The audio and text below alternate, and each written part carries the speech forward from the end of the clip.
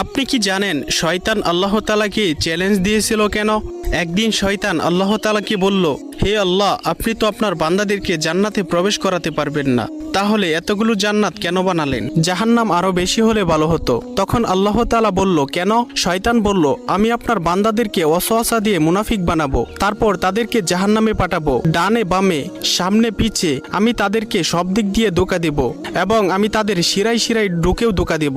তাহলে আপনি কেমন করে তাদেরকে জান্নাতে প্রবেশ করাবেন? তখন আল্লাহ তাআলা শয়তানকে বলল, তুই আমার বান্দাদেরকে সারা জীবন ধোঁকা দিবি এবং আমার বান্দাদের দ্বারা বিভিন্ন ধরনের গুনাহ করাবি, তাদেরকে জালিম বানাবি, বেনামাজি বানাবি। আমার বান্দারা যদি তাদের গুনাহের প্রতি অনুতপ্ত হয়ে আমি আল্লাহর কাছে দুফোঁটা চোখের পানি ফেলে ক্ষমা চাই, আমি আল্লাহ তাদের জীবনের সমস্ত গুনাহ মাফ করে দিব এবং তাদেরকে চিরস্থায়ী জান্নাতে প্রবেশ করাবো। কেউ সুবহানাল্লাহ না লিখে যাবেন।